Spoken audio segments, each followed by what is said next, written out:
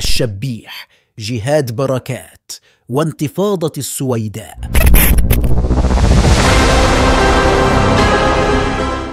بين قوات تهاجم الجيش في قطاع وفوق حي الوعر. جهاد بركة من قرية القرداحة في جبال اللاذقية، يلقب بثعلب الصحراء، ويتزعم ميليشيا مغاوير البعث التي ارتكب من خلالها مجازر قتل وذبح لآلاف السوريين.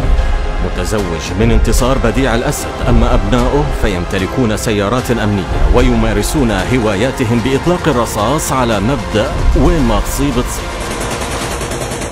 وعاد عن لقبه بثعلب الصحراء أعطته انتصار من جيب أبيها بديع الأسد شهادة دكتوراه. وبات بركات محاضرا في كلية البعث وواجهة سحارة مثقفي قرية القرداحة، لدرجة أنه لا ينسى التنوين في منشوراته ويكتب تسألني بهذا الشكل: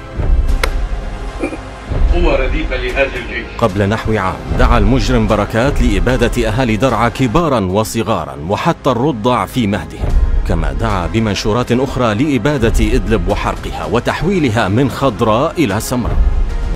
الشبيح جهاد بركات وانتفاضة السويداء. يقول بركات: أصابع الموساد الإسرائيلي تتحرك وتحرك العملاء في السويداء. الصبر الذي صبرته الدولة على السويداء فاق صبر أيوب، أما حان الوقت لتلقن الدولة زعران السويداء، رجال بلا كرامة، درسا لا ينسى. عددهم لا يتجاوز 3000، بينما عدد سكان السويداء أكثر من 500,000 مواطن.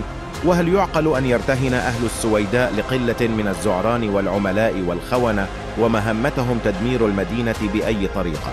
كان الأجدر أن يمنع أهل السويداء الشرفاء تلك العصابة من تدمير المنشآت العامة، كما فعل أبطال حماية فرع حزب البعث وجميع أفراد الحماية من أهل السويداء، وهم بعثيون حقيقيون. النائب الأمريكي الجمهوري فرنش هيل يجري اتصالا بالشيخ حكمة الهجري، رجل المخابرات الفرنسية الإسرائيلية في السويداء، دام أكثر من نصف ساعة استفسر فيه عن حقيقة ما يجري. وعبر هيل عن اعتزازه بالتواصل مع القائد الروحي للموحدين الدروز العميل، متمنيا بناء علاقة وطيدة معه، ومشددا على أن سلامته الشخصية هي موضع اهتمام خاص.